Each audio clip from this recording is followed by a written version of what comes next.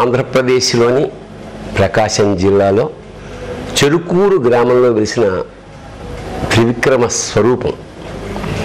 దాన్ని త్రివిక్రమ దేవస్థానం అంటారు. దాని ప్రాశస్త్యాన్ని యావత్ భారతదేశానికి అందించాలన్న సదుద్దేశంతో భారతుల రామకృష్ణ గారు ఒక బృహత్ ప్రణాళిక, అంటే మన పురాణాలు, ఇతిహాసాలు ఎంతో కొంత ప్రతి దాంట్లోని నీతి బోధన ఉంది. త్రివిక్రమ స్వరూపంలో వామనుడు బలి చక్రవర్తికి దగ్గరికి వచ్చి 3 అడుగుల నేల అడగడం జగత్ప్రసిద్ధం. ఆ తర్వాత ఆ వామనుడే ఇంతింతై వటుడింతయ్యి మరియు దానింతై నభోవీధిపై అంతై అంటూ త్రివిక్రమ స్వరూపం పొందడం. దాన్ని భాగవతంలో పరమాద్భుతంగా పోతన గారు వర్ణించారు. దాన్ని ఒక రూపకంగా తయారు చేసి శ్రీ త్రివిక్రమ ఆవిర్భావాన్ని ఒక క్యాసెట్ రూపంలో, అది హరికథా రూపంలో ఆరంభమై పాటలతోటి మొత్తానికి భాగవత పద్యాలు. పోతన గారు అంటే తెలుగువాడి మనస్సు పులకించిపోతుంది. కవి సమ్రాట్ విశ్వనాథ సత్యనారాయణ గారు కూడా పోతన తెలుగుల పుణ్యపేటి అన్నారు. ముఖ్యంగా కనీసం 10 పద్యాలు పోతనవి రాకపోతే వాడు తెలుగువాడు కాదు అని నా అభిప్రాయం. ఎందుకంటే ఒక్కొక్క పద్యం ఆణిముత్యం. మళ్ళీ అలాంటి, ఎందుకంటే సాహిత్య ప్రక్రియలో ఎంతో తాదాత్మ్యం చెందితే తప్ప అలాంటి అపురూపమైన పద్యాలు రావు. ఉత్త ప్రజ్ఞ ప్రతిభ ఉన్నంత మాత్రాన ఇలాంటి పద్యాలు రాయలేను.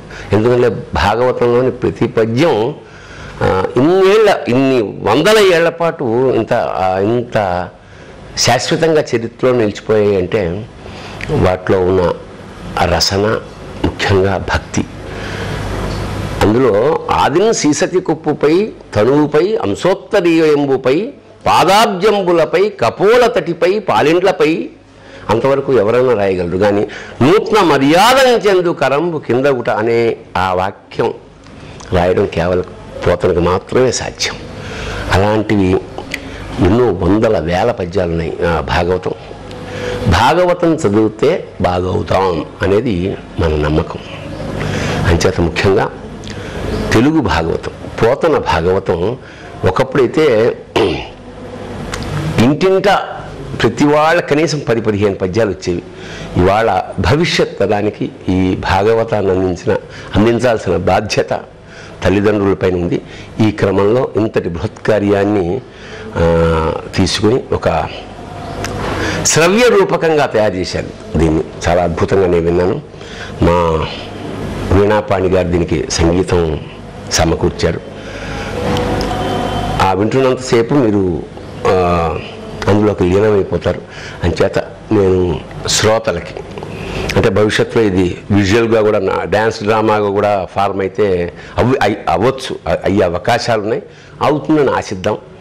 అంచేత దీన్ని పెద్ద మనసు చేసుకుని, పెద్ద చెవి చేసుకుని కొని వినండి.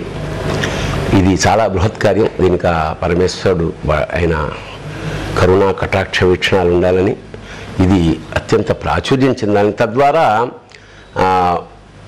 ఆ ప్రకాశం జిల్లాలోని చిలుకూరికి భక్తులు తరలివచ్చి ఆ త్రివిక్రమ స్వామి వారి దర్శనం చేసుకుని వారి ఆశీస్సులు పొందాలని మనస్ఫూర్తిగా ఆకాంక్షిస్తూ భవదీయుడు శివోహం.